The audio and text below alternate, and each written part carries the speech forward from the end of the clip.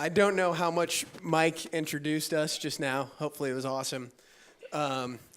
I'm Reed Martin. I went to school here once upon a time, and I run a management firm here called Mid-Citizen Entertainment, and I'll be interviewing this guy whose name is... Jonny Shipes from Cinematic. Cool. How you guys doing? All right, Loyola, make some noise for yourselves.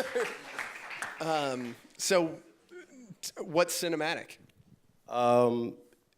It's basically a music company that specializes in many different parts of the industry. So there's the label, there's the management company, publishing, touring, merchandising, kind of like a 360 of what you know of as the major labels, but we function as an indie. So, if an artist has a label and I'm really into him and want to work with him, I would come in on the management side. If the management's taken, the label's taken, but I love him and still want to work with him in some way, shape, or form, I'd do the merchandising or whatever. Just I get in wherever I could fit in, Who's on your roster? So I'm pretending like I don't know right now. No, it's all good. So, some of the artists that are on there is Joey Badass, Mick Jenkins, T-Pain, Cameron, Busta Rhymes, Jay the Youngin', who's from Louisiana, Bogalusa in the house, Youngin' Ace, Flip De Niro, a bunch of artists, some of them are small, you guys might not know who they are yet and are kind of just coming up, and then some of them are bigger. One day they will know. Check out the website, www.cinematic.com. Yeah, that's the whole roster. Cool. So I guess, so you've been doing Cinematic for a long damn time. When did you start it? I started when I was 18 years old. I'm 38 now. I'm old as fuck. Wait, can you curse? Can we curse? You can curse. All right, sorry. Edit that out. Can't. So I started 20 years ago. I never went to college. I just kind of got a GED, and I always knew what I wanted to do. So at 18, my first tattoo was actually my Cinematic tattoo. People thought I was crazy. They used to ask me what it was. I'm like, yo, it's my record label. I had no artist signed at the time, but started looking for artists, and then I got lucky and started interning for Puffy, and then what happened was he was throwing one of his white parties. I don't know if you guys ever heard of those white parties where you all had to dress in white and go wild out.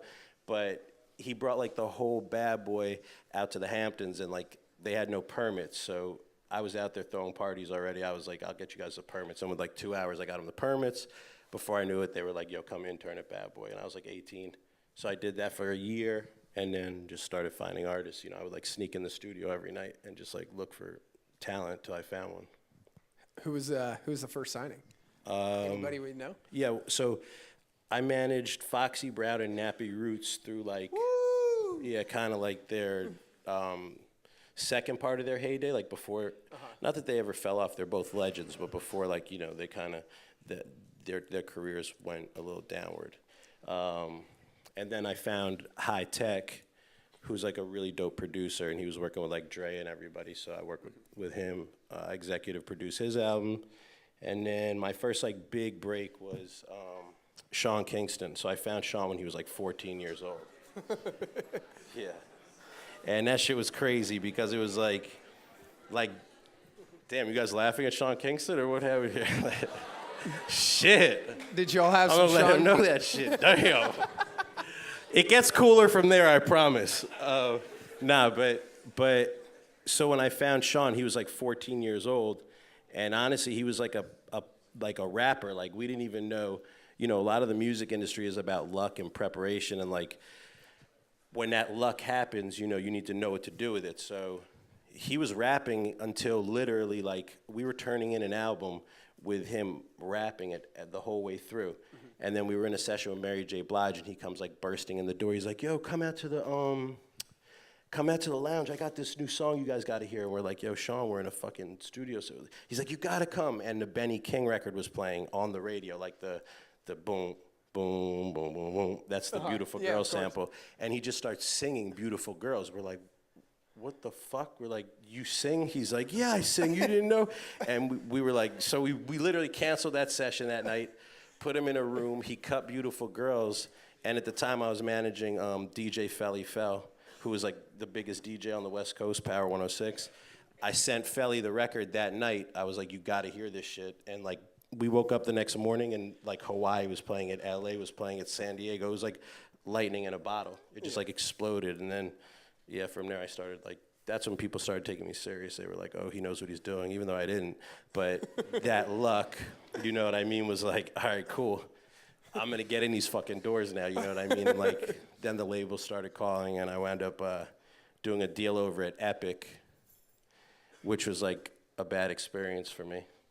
Tell me about that. I was about to ask, can you tell me about some of the mistakes you made while you were growing your business? So let's talk about this one. Yeah, and I think, you know, all you guys, because you're all young, like, you know, you learn through your mistakes. Like, I never had a mentor or a role model to guide my career. So even now, I'm constantly still making mistakes, which is okay as long as you learn from them and you don't constantly, you know, fuck up time and time again. But basically, like with Sean, it opened a door for me for the labels to be like, all right, we're gonna give you X amount of millions of dollars. We believe in you now, you know, because you're only as good as your last hit in this industry. So I said, I took the deal at Epic and signed Nipsey Hussle. I found Nipsey super early on, like, feel me? So, you know, it's funny because I said to Felly Fell, we were like working on this kid Hot Dollars album. I don't know if any of you know him. He had this one song, Streets on Lock, and he was from Cali. And I grew up on like the best of the best music, whether it was like Outkast, Ghetto Boys, like the golden era of hip hop, in my opinion, was when I was like growing up. So Nas, Jay, Big, Snoop. And I said to Felly, I was like, bro, like, this is the hottest shit in LA right now. This can't be it. Like, no disrespect to Hot Dollar, it was just like decent music. And he was like, well, there's this kid Nipsey Hussle, but he's a real street dude. I don't know if you're gonna wanna, he's in the mix out there. So I flew home, and then that night I just went on MySpace. Yep, I just dated myself. And I looked him up, and he had like one song on there, this song called Bullets Ain't Got No Names. And I was like, yo, this is fucking incredible. You know, I named my company Cinematic because when you think of whoever your guys' favorite artists are in here, like if you close your eyes and just like listen to the music, they're gonna paint a picture for you. You know what I mean? Like, and it's cinematic, it's visual. So I listened to Bullets Ain't Got No Names, and I felt like I was on 60th and Crenshaw with him, like, you know, experiencing that. So immediately I flew back out there, signed Nip, and that was when I had my major label deal. So we got Nipsey super bubbling, people going nuts. We put out the first 3 volumes of Bullets Ain't Got No Names, and then when it got on the radar of like the higher ups at Epic, they called me into this meeting. I'll never forget this shit. And it was like this woman from London who was the president at the time, and she's like, right, well, we fucking love Nipsey. We want to put him in with all these awesome dance producers from the UK. And I was like, what? I was like, he's a street artist from LA. Like, you don't even know what you're talking about right now. And I was like, I'm not into it. And then Nip wasn't into it. And we just went back and forth with the label for like months. Meanwhile, I'm like, yo, let's put out an album. He's like, this was before Kendrick and everything. You know, people were really excited about what we had going on, and the label just didn't understand. So I was very frustrated at that point, but I didn't have enough money myself to fund my label. Like, management is different. You can have $0 and be a manager and start somebody's career and not have to put money up for it per se. You put your time and energy in, and then money comes back. On a label side, you front a lot of money before you can get to where you want to go. So I was kind of stuck in between, you know, a rock and a hard place. And then, you know, between Sean and Nipsey, we stayed at Epic for a little bit. And then I was able to get out of Epic, release Nipsey at the same time, so he was able to go do his own thing. Mm-hmm. And then I still didn't have enough money to run my own label, so the next artist I found was Big Crit. And that was, yeah. You guys don't know, you sleep on me, huh? Nobody even fucking, what the fuck? I'm out of here, what the fuck? But when I found Crit, it was a crazy time because So I in general, even today, like I always tell like all my employees like streets before streams. Like I don't give a fuck if something's has 1 million streams on it. If the shit is trash and you find something with 20 streams, which I do all the time, I'll sign that before this and just develop it up. If it takes me 2-3 years, I don't care. If I know it's that talented, she's leaving already. She's like, fuck this guy. No, it's all right. So. So yeah, I'm a comic on the side too. If you ever want to book me for that, you know. But nah. So when I found Crit, everybody was like doing. It was like the era of like Young Jock in Atlanta and shit. So it was like real turn up music, club, bouncy shit. And Crit was an artist from Mississippi that was doing like backpack hip hop, like real soulful, fire, legendary shit. And I signed him, and people thought I was crazy too at that time. But we built him up real big. He had this song "Country Shit" that started blowing up. So then I was real tight with Sha Money at the time, who found like 50 and G Unit and all that shit. And Sha was like, "Come to Def Jam." So I went to Def Jam with him. L.A. Reid loved Crit. He's like, "You're the next Outkast. You're fucking incredible." L.A. Reid leaves 3 months later. So now I'm sitting there with another great artist, right? This is after the whole Nipsey thing. With Crit, the labels look at me like they don't know what to do. And finally they let us off the label. And that was the last time I ever worked with a major label. It wasn't my thing, you know? But yeah, I guess you asked me what my mistakes were, right? Or what was this question that just came? I mean, no, that was a great answer. Yeah, so after Crit, I really went independent. And to this day, I'm independent. So like, I might work with a major label here and there, whether I'm like managing an artist or, you know, some of the artists that I work with tell me in the beginning when they signed to Cinematic, look, my ultimate goal is to go be at Atlantic with Kevin Gates or to be Flip De Niro. I don't know how many of you guys know him, but Flip De Niro wanted to stay independent. But when Khaled hit me and said, this record's a smash, I love the artist, you know, I had to bring it to Flip. As a good businessman, you know, I pride myself on really putting the artist first. You know, I think that your reputation is like everything, and once you have a bad reputation, it's hard to clean that up. So the right thing to do is go to Flip and say, look, you know, we're making good independent money right now, but Khaled can give you a whole different platform, and you know, we just partnered with Khaled. So like, I'll go back and forth, but I prefer to just stay independent with everything I do. Awesome.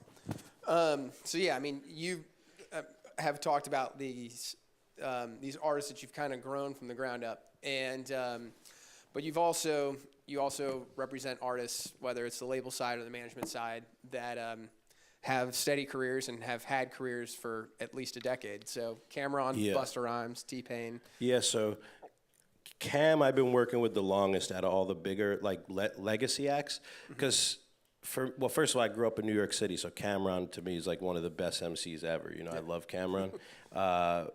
And that was it was just dope to be able to work with him. I've been working with Cam for like 6 years, so we do like, you know, all the management for him. We put out all the music independently. We do a lot of the comedy, television stuff, like the Comedy Central shit he has going on.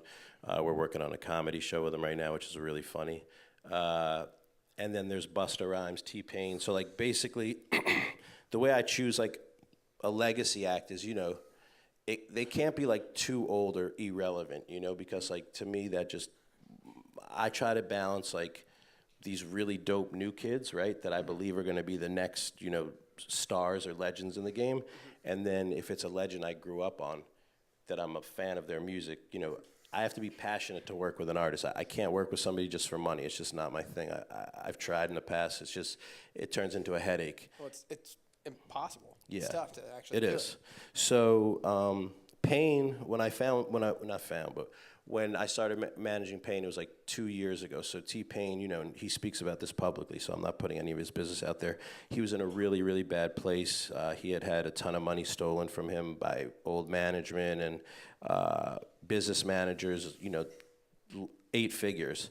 And he was fucked up with the IRS. He was fucked up taxes, just in a really bad place. And when you sell, you know, fucking $40 million worth of music and you're broke and you have 3 or 4 Grammys and all this other shit, 20 #1 hits, it's hard for you to even want to do music anymore, you know? So I found Pain in a rough spot, and the way I treat people in general is the way I want to be treated. So I said to him in the beginning, I said, look, it's going to be a lot of work to get you back to where you belong. But he's only 33 years old. Like, I thought he would have been like way older. All his hits came when he was like 18, 19, 20, 21.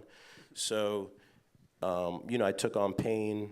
We rebuilt his whole, you know, business structure, got him out of the majors. He was on RCA for 5 years. They never put out an album. So I hit up the guys at RCA. I was like, look, I'm working with them at this point. I need you guys to help me get this album out. Like, it's not a question. I need this done. Yeah. So let's take this year to put it out. And we put out Payne's last album, and now he's fully independent, signed to me.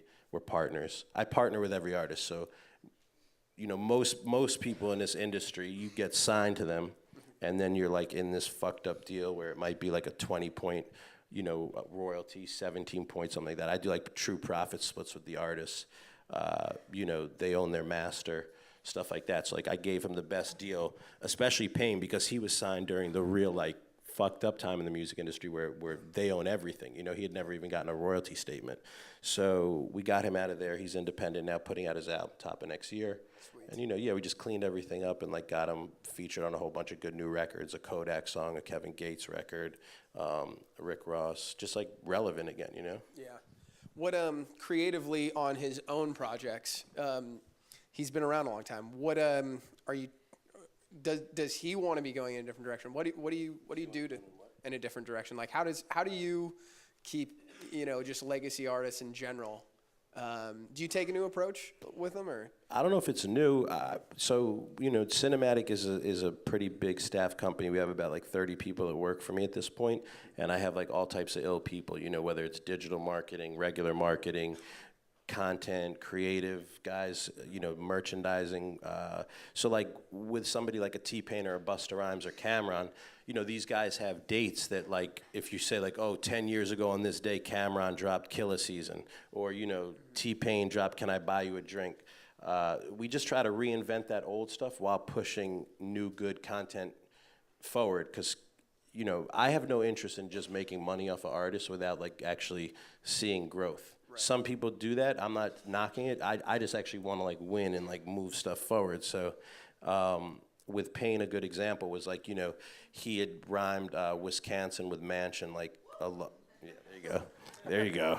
A long time ago. So it was like the 10-year anniversary of that this year. So we basically came up with this concept to do wisconsin.edu. And we set up like a whole school system. We shot like a really funny video. The shit went super viral. And then we sold like all this Wisconsin merch instead of Wisconsin. And that made like TMZ, fucking CNN. They're like T-Pain, you know, Forbes, whatever. So just like cool shit like that. Like if you're a legend like Busta Rhymes, you know, he's giving you so many hit records. You know, we're like in the process right now of a really cool collab with him and Cavassier for Pass the Cavassier. So. Yeah, just like shit like that. But then you also want to say, okay, well, here's a new Busta Rhymes record or a new T-Pain or Cameron. Yeah. You know? Well, so you just alluded to the fact that there's 30 people working at Cinematic. Obviously, that's expanded over the years. How do you decide when it's right to take a risk on a new hire? When you know, what do you look for in a new hire? Like, how have you grown your company? Yeah. Well, first of all, like this is rule number one for me. I keep smarter people around me, period. Like I'm good at what I do, but like, you know, joke, I was telling you, I'm like a bit of an idiot savant. Like I'm very good at music, finding talent, developing it. But like if you put a fucking contract in front of me or blah, blah, blah, it's just not my strength. I could read through it, but I prefer to have like great people around me that will just handle that. So there's a kid that actually went to this school, David Kaufman, who wound up having me. Yeah, big up David, feel me?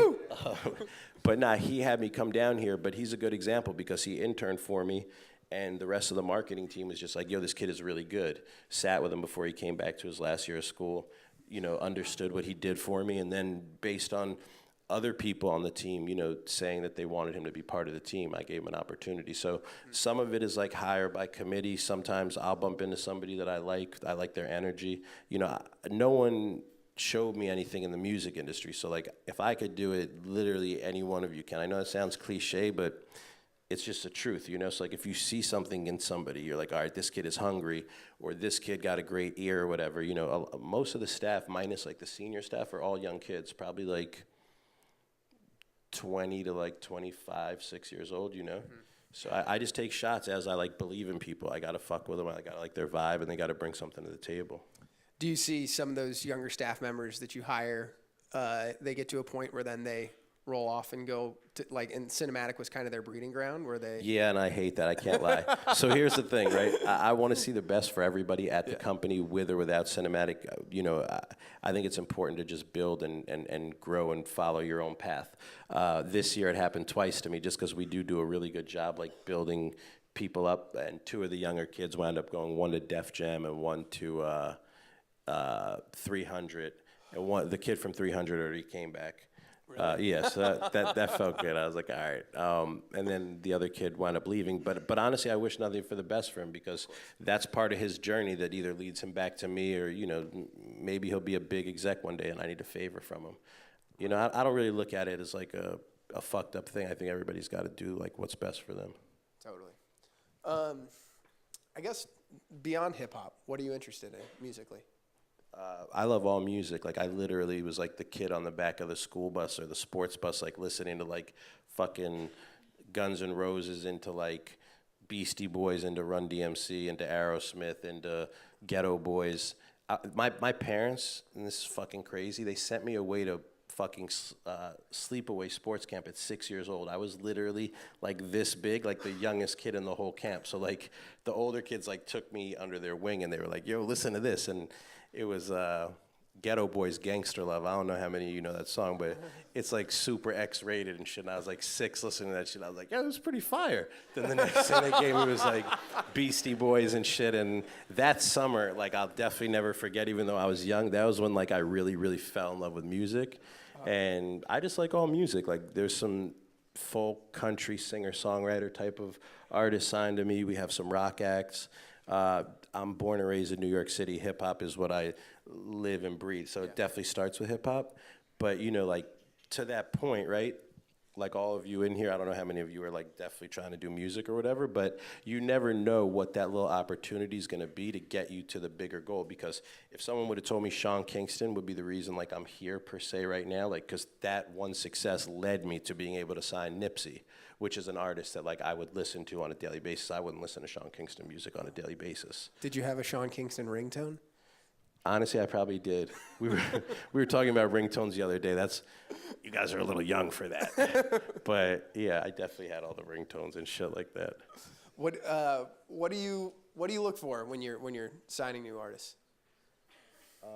That's a broad question, I know. Yeah, no, it really, like, I could tell if I want to sign an artist within like 20 seconds of listening to the music or seeing the visual. Mm-hmm. If the music's really good and then I don't see the visual, I just go look at the visual and look at the artist. Mm-hmm. But like, I have a pretty simple formula. Like, the music has to be like impeccable for you know, and everybody has their own taste, but like, it just got to be cinematic, no pun intended. Like, I close my eyes, I want to be, whether you're like an emo rapper or a fucking street rapper, I want to feel what you're talking about. Mm-hmm. And then, you know, for guys, I find that, you know, male fans have to want to be the dude, and the female fans have to want to date the dude. On the female side, the guys got to want to date the girl, and the girls got to want to be the girl. You got to be relatable. You got to have people. You want to make people feel like they want to be a part of your thing. You know what I'm saying? And that's honestly what I look for. I look at a kid, and I'll just be like, all right, is he a star? Are people gonna relate to him? Are they gonna want to be like him? Are they gonna want to chill with him? And that's how I do it. What sucks about your job? A lot. So, like, you know, all right, I'm going to get all deep on you guys now. But, pause.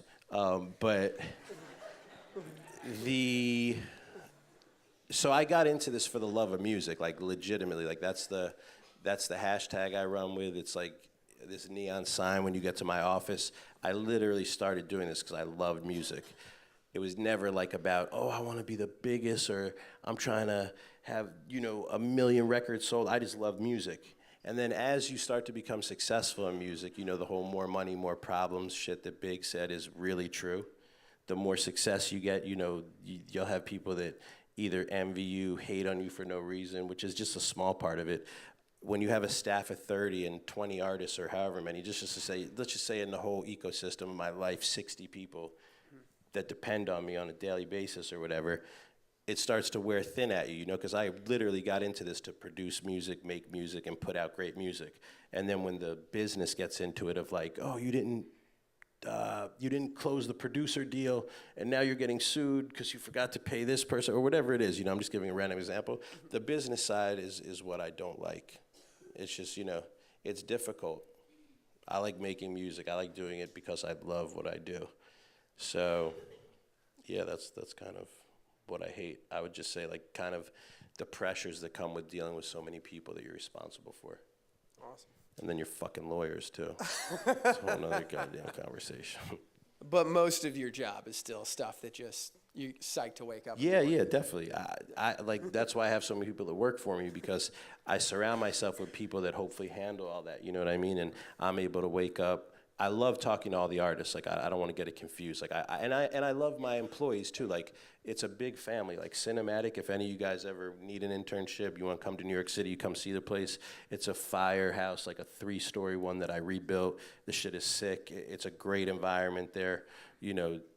So it's dope, but it's just a lot of stress. It's a lot of pressure. It's not when you think, because some of you in here, I'm sure, have the same vision of me. It's like, yo, I want to find a dope artist. I want to develop them. I want to blow up. I want to be one of the biggest labels, whatever. But, you know, that's the passion because you love the music so much. You don't realize all the headaches that come with it. I mean, you've got to pay the salary for a bunch of people now. Whew. And so if you've got to, you got to always be on.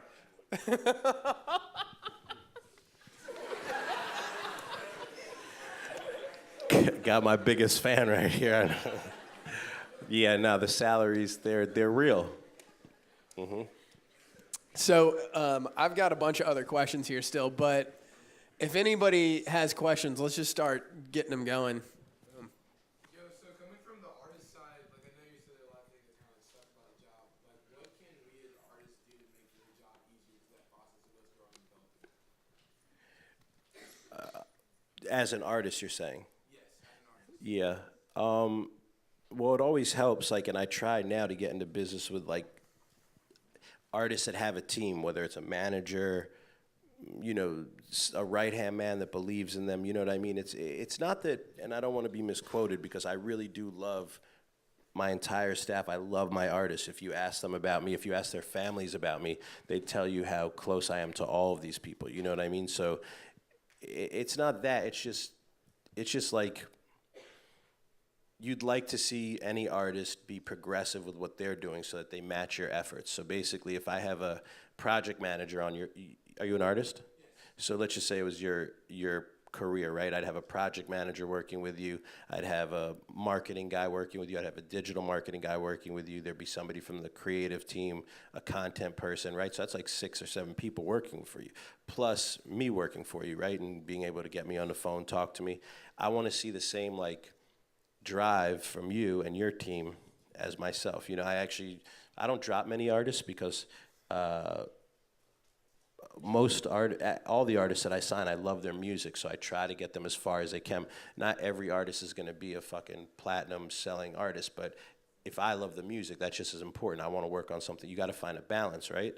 So I recently just dropped an artist just because, you know, it was an uphill battle. Like, if you're not going to listen to me, why'd you sign to me? You know what I'm saying? And not that you have to listen to everything I say. I'm just here to help you make good decisions. It's your decision at the end of the day because it's your career. But when you don't listen to anything and then you're not doing anything proactive and you're just sitting there waiting for us, that just wasn't a good signing for me because we're all too busy to have that type of attitude. You know what I mean? So, yeah, no doubt.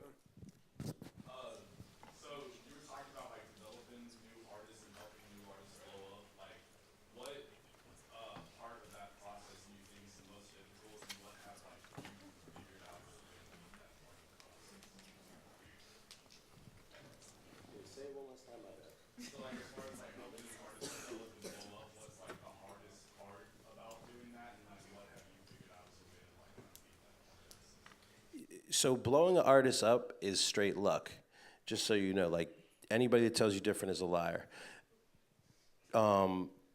the music speaks for itself, meaning you sign that artist and you're like, all right, this kid is fire. Let's use Flip De Niro as an example because he's a really good one because he's just blowing up now, but I've been developing him for 2+ years. You know, I believe that he had the ability to get to this level, but, you know, you never necessarily know whether you're right or not. When you get lucky enough to see Leave Me Alone go viral where Odell Beckham's dancing to it and then the Kardashians are playing it at Travis Scott's birthday or whatever the fuck happened, some weirdo fucking internet shit, and it starts to catch all these different waves, you have to be able to be like, all right, give me the ball, let me run with it. Digital team, you know, all out, you know, manslaughter on fucking the rest of the world to push it out, you know what I mean?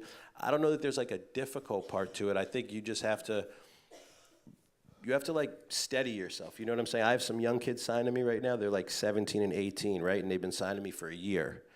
And they were getting frustrated the other week because they're not popping like how Youngin Ace or Jay the Youngin or Flip is right now, or I have another artist, Jesus Honcho, who's really starting to catch a wave right now, right?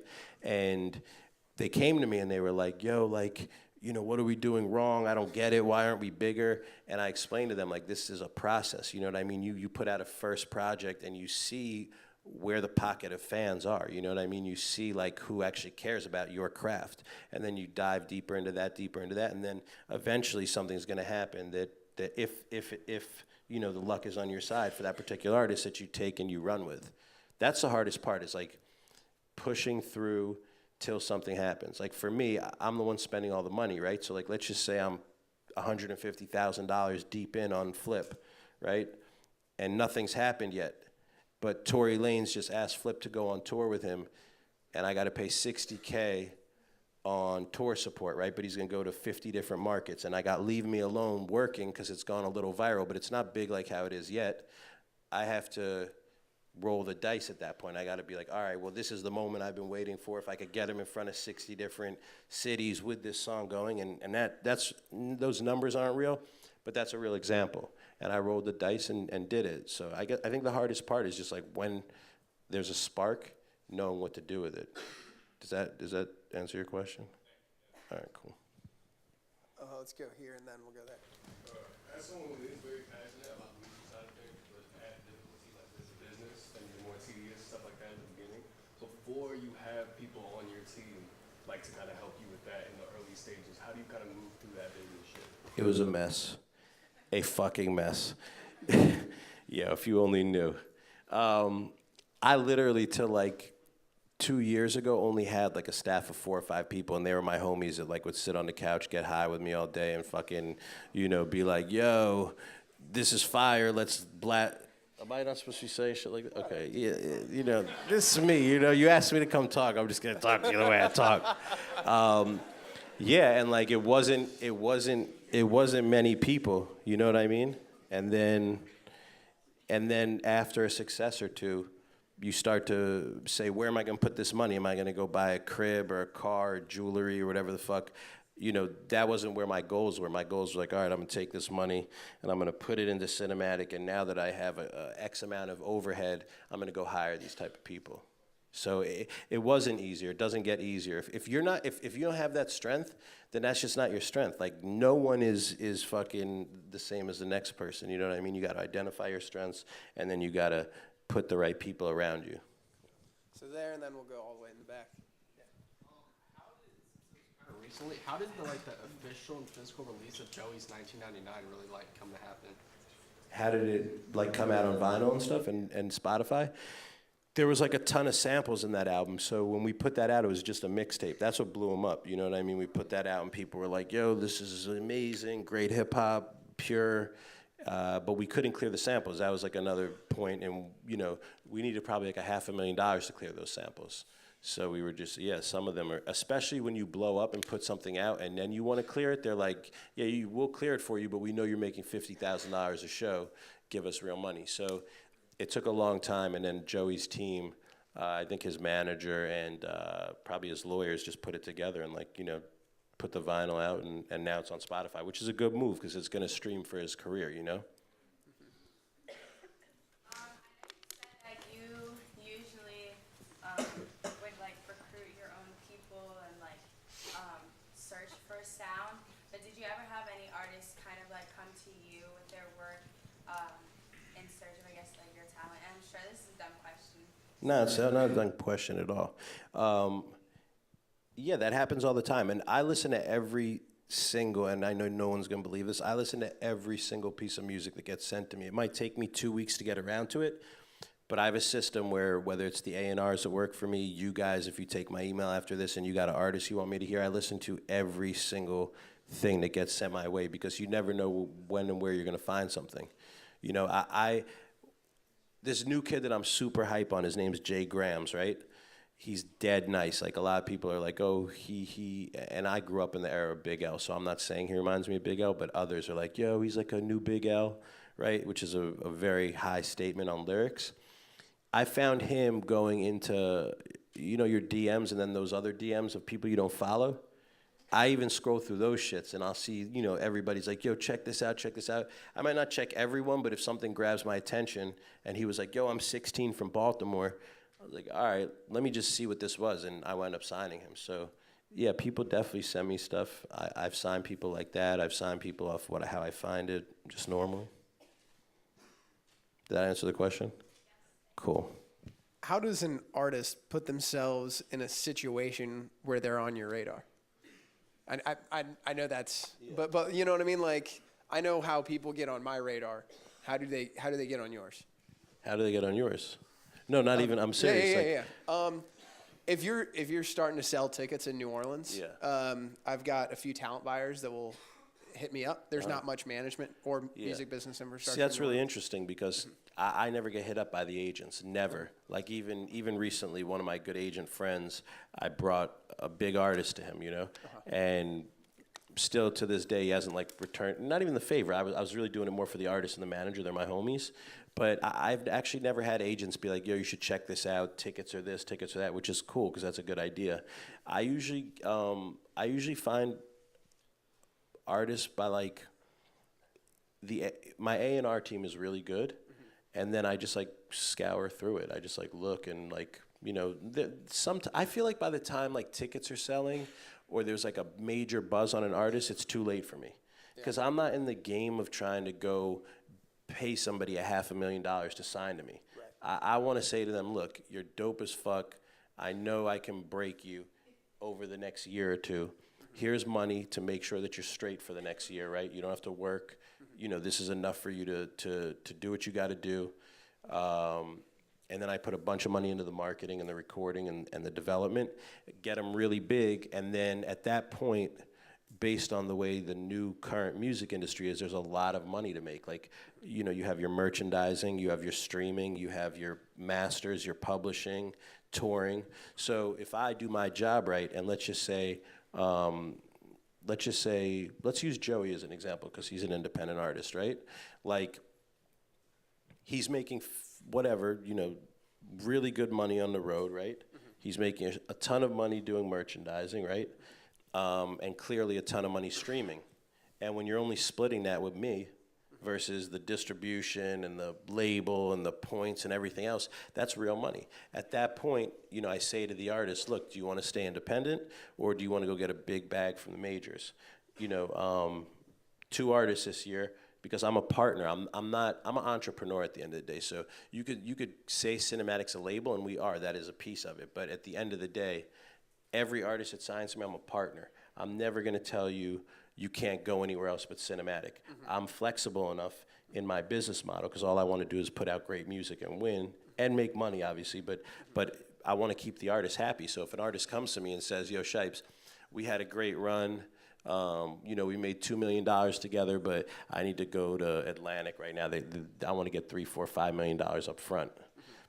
What am I going to say? I'm not going to tell them no. Then I'm going to have an unhappy artist on my hands. You know what I mean? So I think that like kind of having that fluidity to do deals wherever you want is important. You know. Totally. I've been neglecting these 2 columns. Anybody have questions over here? So back when mine. I don't know. You go then. Oh, okay, my bad. Back when you had the idea to start Cinematic and you decided it was, you know, what you wanted to do, what was like the first step you took to turn that from an idea into something that was an actual entity?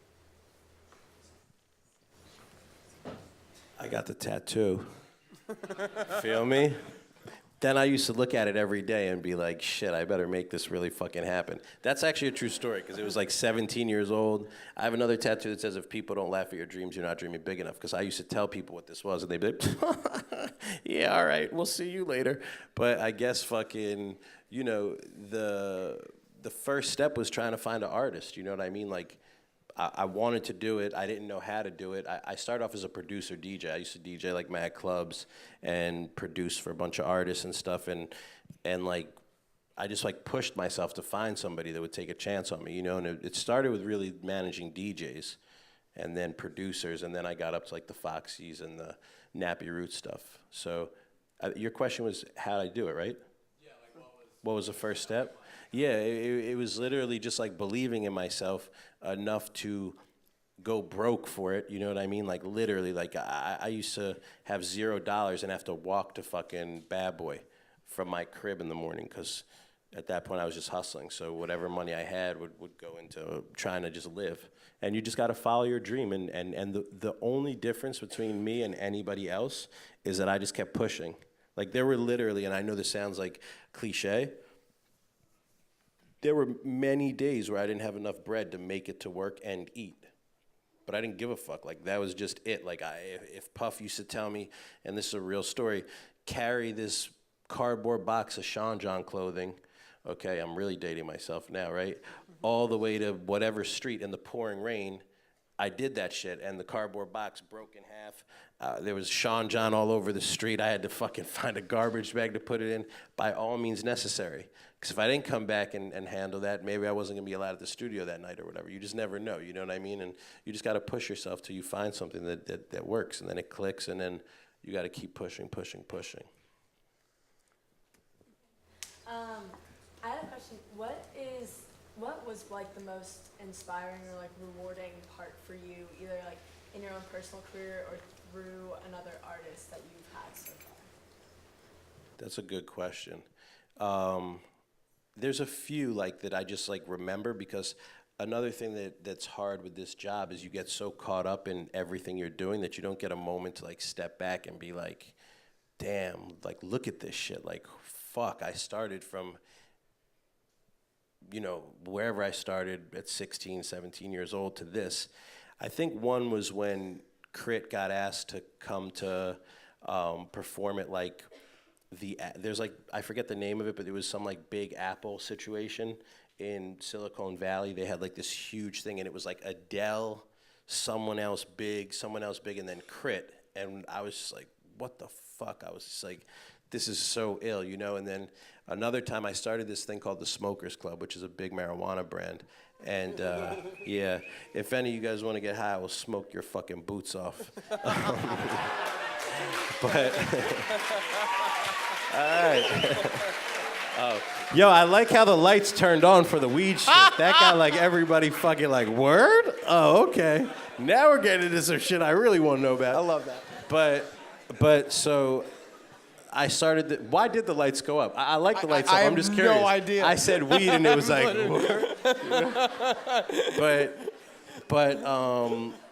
so the Smokers Club started, right? It was me, Currency, Smoke Dizza, and my homie Steve-O at my crib in New York, right? And what? Huh? Nah. I wish that's Steve-O. He's a legend. Any of you guys got the plug on him, introduce me to him. I got to smoke one with him. But Steve-O from GFC, he works with like Drum and Black, 6LACK, really talented kid. And he came to me and was like, this was like 8 years ago. We were in my crib just smoking, and he's like, yo, we got to go to South by Southwest and do something. I was like, what the fuck is South by Southwest? I'd never heard of it.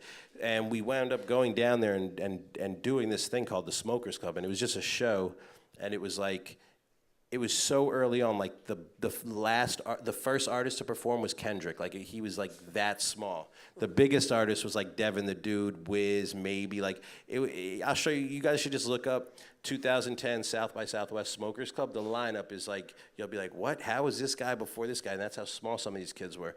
But this past year, I took the Smokers Club and turned it into a festival, right? And I remember walking onto the grounds of the festival, and it was like, 30,000 people per day ticketed, so 60K people in 2 days, right? And that's when, like, one of the moments I was just like, damn, like, I really came from nothing to, like, this with, like, just a vision, you know what I mean? Like, because it's not like I had these like mentors or other people to be like, this is the right way, this is the wrong way. And honestly, Smokers Club, until 2 years ago, I lost hundreds of thousands of dollars trying to learn how to do it right. You know what I mean? But then I figured out, oh, the festival's the right move. It limits your liabilities. You get a whole bunch of people there at once. I partnered with Wiz Khalifa on the Smokers Club. Like, we go super far back. So now Wiz is a partner, and we're basically about to launch like the marijuana side of it. I represent some growers that have won the Cannabis Cup like 6-7 times. So, like, the top of the top, And that was just crazy to me because, like, that is literally some shit, like, where, like, we were just getting high 8 years ago talking about it, and then, like, all of a sudden, like, I walked onto this, like, huge festival grounds, and that really hit me. So I remember that. in between, it was a tour. It went from South by Yeah, Southwest. it went from South by, it went from South by, we did a really successful tour for like 5 or 6 years, like had everybody on it from Wiz, Juicy J, this one. Now, you guys could go check it out. But it was a great tour, and then I just got it to the next level. Quiet on the left. Yeah, Jesus. I'm just fucking with you guys. You make as much noise as you want. Go for it right there. I came up listening to Outkast and stuff like that, and I'm big on just like soulful lyricism. What would you advise me to do as far as, should I just keep on doing that, or what would you advise would be different, since I'm kind of really different to what's like popular? Yeah, I think that's important. Honestly, like, I'm looking for soulful Southern stuff right now because, I think that there's, I think that there's a void for that. You know what I mean? Like so much of what gets sent to me on a daily basis is like this auto-tuned fucking, you don't even know who it is. They got like, I just don't even know what's going on anymore in music. Huh? It saddens me sometimes because it's like, I'm the youngest of 3, so my parents are in their 50s. So I came up listening to like Earth, Wind and Fire, Marvin Gaye and all that, so I just sampled it.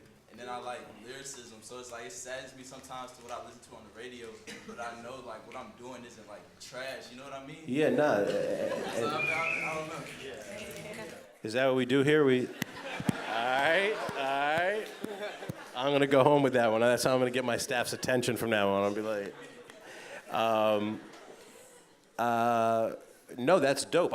Send me the music, you know what I mean? Like, personally, I think that going left of what's like the norm is like really the best way to do it, like, there was this ill quote, and I forget it off top. Russell Simmons said it, but it was something along the lines of like, like, you don't follow the mainstream. That's just how you get caught up in it. You know what I'm saying? If you want to build like your own, and I wish I knew the quote off the top of my head, but if you want to get recognized, you stay in your lane until you come up. You know what I mean? Then if it's totally left of what's going on, like, let's just say you're the next Outkast, Crit, whatever, that's not going on right now. Name me an artist that's like that right now. There are none. I'd love to find one, you know what I mean? So I think you stay on your path and don't succumb to that. You know what I mean? I think you like tough it out until the right person finds you, or you get the right break.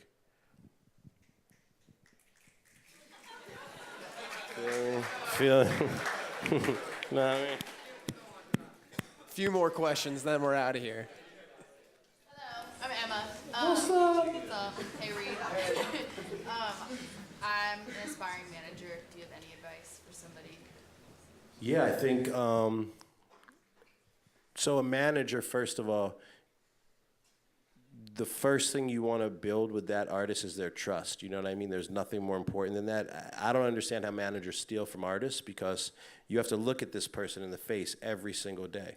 You have to, if you're doing that and you're stealing, you're pretending to care about that person, which makes you a fucking psycho, right? Like, you have to really, like, first and foremost, be good to your clients. You know what I mean? That will go a very long way. When they're thinking about leaving you for the next guy who's going to try to poach them or whatever, they're going to think of all the good things you've done for them. You know what I mean? So I think the first step in a manager's career when you get that artist is you treat them like you want to be treated. You know what I mean? And that's how I kind of That's like my mantra, if you will. Like I don't treat anybody less than me, bigger than me, just like exactly how I want to be treated. And then you gotta produce. You have to be a hustler, a grinder. You never want the artist to feel like you're doing more than them. You know what I mean? Like you want to make sure that they understand you're moving their career every day. You know, you ask me like some of the things that I hate about the industry or whatever, or what I do. This is a very thankless job at the end of the day. You know what I mean? I lost you. Where am I talking? Oh, yeah, okay, right there. It's like a thankless job in the sense because, like, you could bust your ass, right? You could just do whatever the fuck it took to get an artist to a certain place. And unfortunately, 9 times out of 10, they're going to forget that and either leave you, disrespect you, talk foul to you, crazy to you. You know, a lot of artists just like us have drug problems, might be bipolar, ups and downs. Like, this is not to stereotype an artist. I deal with some of this shit myself. You know, some of my family members deal with it. So you got to remember that they're only human, you know what I'm saying? And you have to be prepared for that too. Just like, you know, you could work with someone for 6, 7, 8 years. They could be your little brother. You could love this person, like a relationship. And then when that's done, you know, that could be heartbreaking to you. So you have to kind of be prepared for that shit too, because there's a lot of ups and downs in the industry. But on a more positive note, I would just say work really hard for that person. Be very honest and truthful with them, super transparent, and it should work out for you.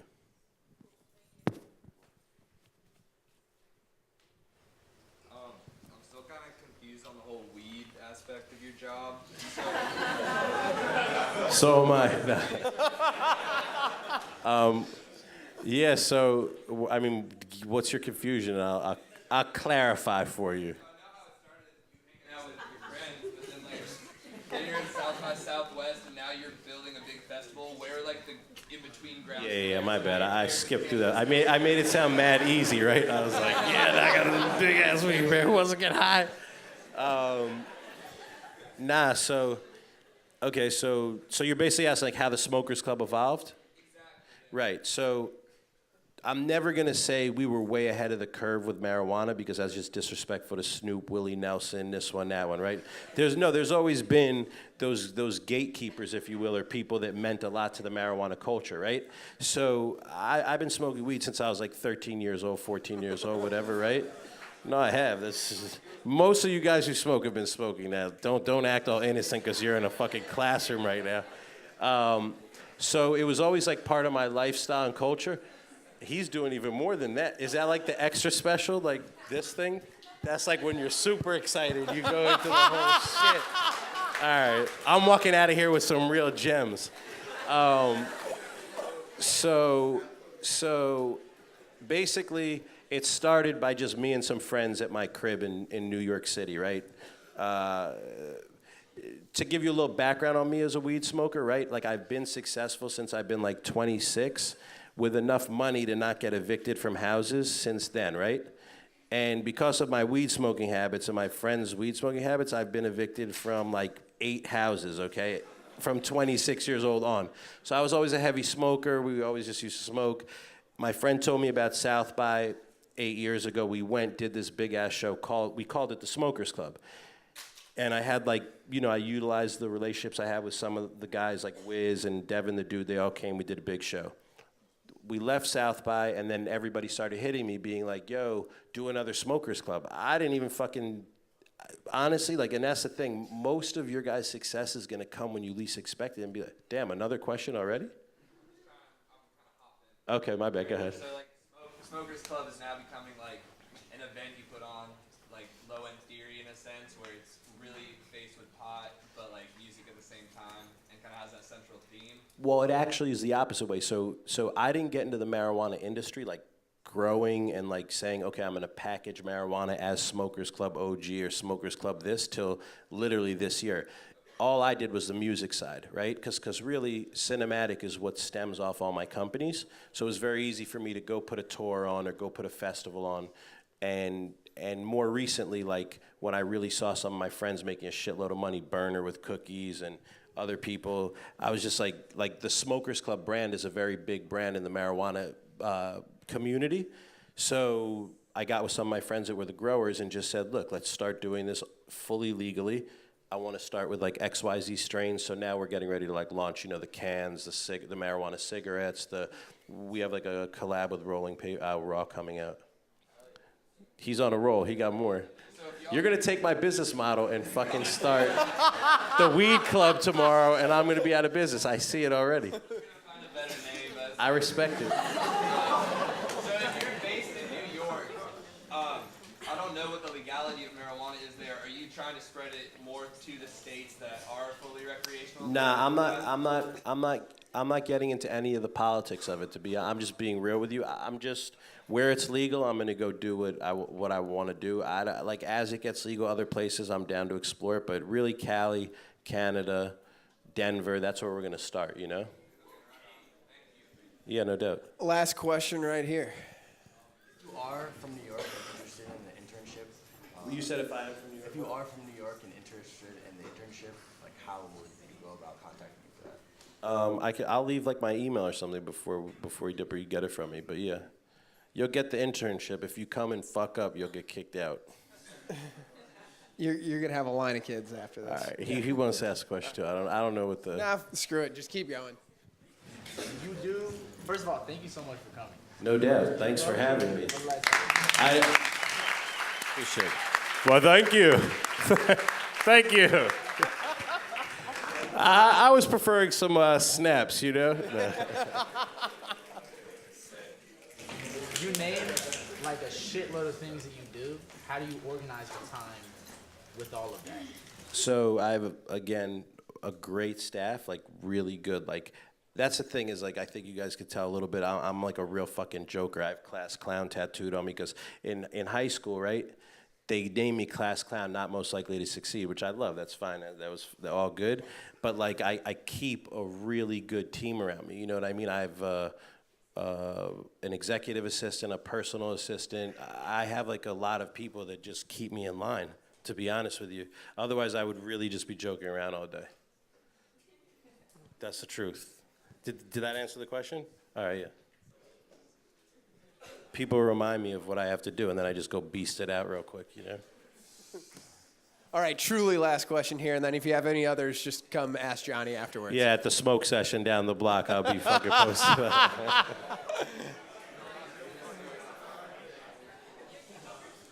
was gonna kind of go off of Sam's question. What happened to the people who started out in your staff, the friends that you used to just get high on the couch with? Are they still with you? Yeah, absolutely. So the kids that started with me are like my brother, Smoke Dizza, who I'm sure you guys know. He's an artist as well. You know, we know each other since we were like 17 and 18. We like grew up together before Sean Kingston, all that shit. So he's still, you know, day one with me. My really good friend Nate, he still works with me on the marketing side of stuff, and he just went and opened his own really, really dope vintage tea spot. So like some people still work for me, others are just like, you know, they've gone on to their next stage of life, but I still like help them just because they're my brothers, you know what I mean? But yeah, there's really been nobody that's like been a real day oneer that like isn't still around me, you know what I mean? That's Smoke Dizza Pete Rock record. Yeah, we're working on another one too right now. Way. Yeah, Don't Smoke Rock too. Yeah, if you haven't listened to it, go listen to Don't Smoke Rock. Thanks. Anyways, Jonny Shipes, everybody. Thanks.